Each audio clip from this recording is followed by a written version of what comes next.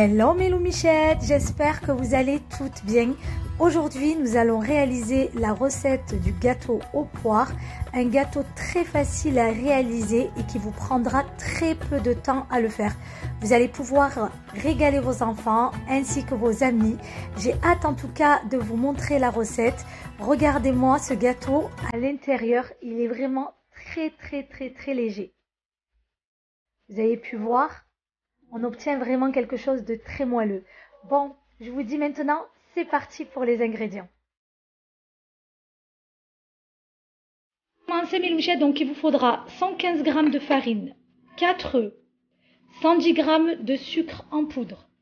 Il vous faudra donc des poires. Pour ma part, j'ai utilisé les poires en boîte de conserve et j'ai gardé aussi son sirop que je vais avoir besoin pour pouvoir imbiber mon gâteau. Ensuite, il vous faudra donc un sachet de levure chimique, à peu près 10 à 11 grammes. Donc c'est bon, pour certains des fois il y a 15 grammes, mais nous on aura besoin d'un sachet de 11 grammes. Ensuite, 2 sachets de sucre vanillé.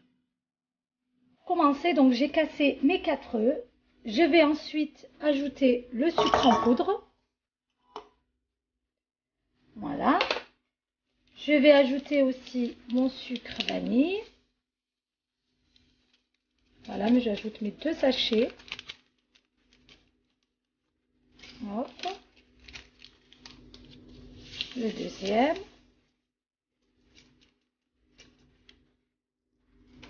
Et voilà, et je vais commencer à bien sûr descendre mon robot et battre jusqu'à faire mousser mon appareil.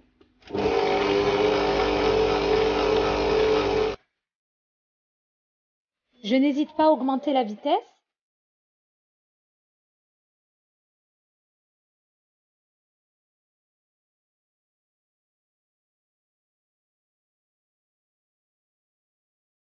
Alors là, mon appareil a triplé de volume. Je vais maintenant ajouter ma farine que je vais bien sûr tamiser. Donc je prends mon tamis, je vais y verser ma farine. Voilà. Puis ma levure chimique, bien évidemment.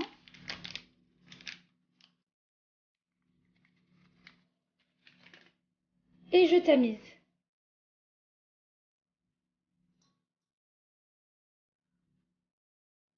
Ça va éviter justement d'obtenir des grumeaux. C'est pour ça que c'est important de tamiser notre farine. Vous avez vu les petites billes? Les petites boules là qu'on a à l'intérieur? C'est justement ce qui crée ces fameux grumeaux. Du coup, j'ai versé toute ma farine. Et là, à l'aide de ma maryse, je vais mélanger tout doucement. Voilà. C'est le même principe qu'une génoise en fait. On n'hésite pas à aller bien vers le fond. Regardez, hop, ça fait remonter la farine. Vous avez vu? Le but est de ne surtout pas faire retomber cette fameuse mousse pour obtenir vraiment un gâteau très allégé. Voilà, regardez, vous avez vu? En raclant bien le dessous, on voit encore qu'il y a de la farine. C'est pour ça que c'est vraiment important d'y aller bien tout au fond pour enlever vraiment tout ce qui reste au niveau de la farine. Donc là, notre pâte est prête. Je vais maintenant donc prendre mes poires. Donc je vais préparer sur une planche à découper. Et je vais venir faire des lamelles de poire. Vraiment faire ça proprement.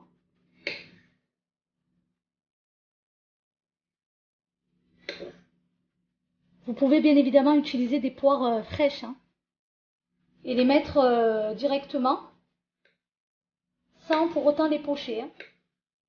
Voilà. Bon, j'en ai pris 5, mais je pense que 3 ou 4 suffira. Après, tout dépend de la taille de votre moule.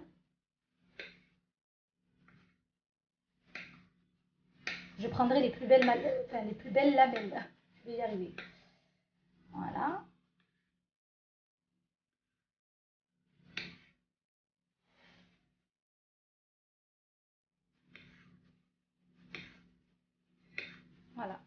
là, on obtient vraiment de belles lamelles.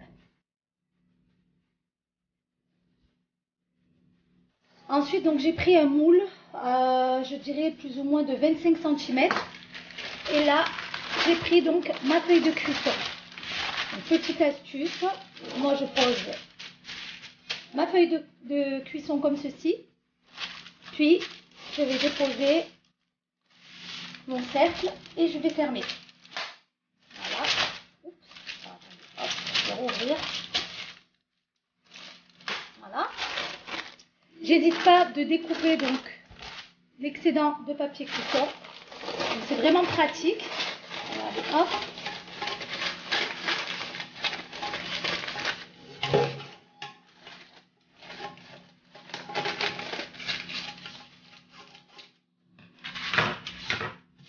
Je pense que là, c'est bon. Et je vais venir beurrer mon moule. Donc là, j'ai pris mon beurre. Je n'hésite pas d'en mettre vraiment de partout.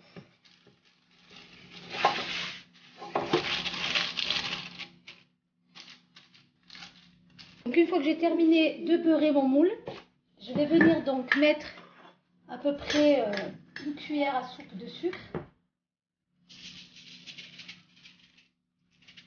Voilà.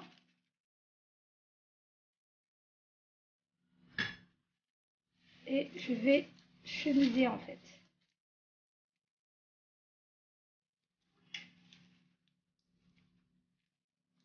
Voilà. Je vais donc par la suite ajouter mes lamelles de poire.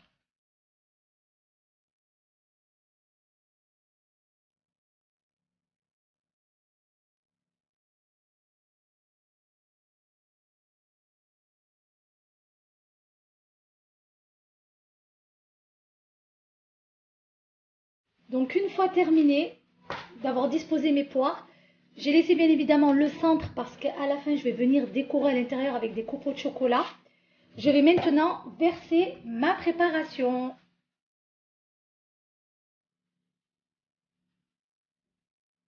Vraiment je fais ça tout doucement pour éviter de décaler mes poires.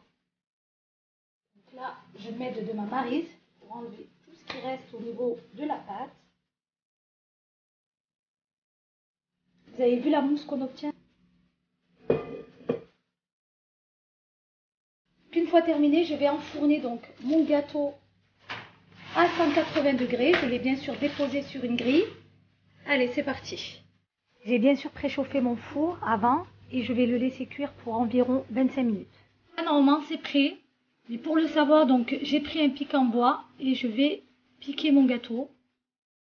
Et là, comme on peut voir, je le ressors sec. Donc mon gâteau est prêt. Je vais maintenant donc le laisser refroidir. Donc mon gâteau est sorti du four comme je vous l'ai dit, du coup je l'ai laissé tiédir. Et là je vais prendre donc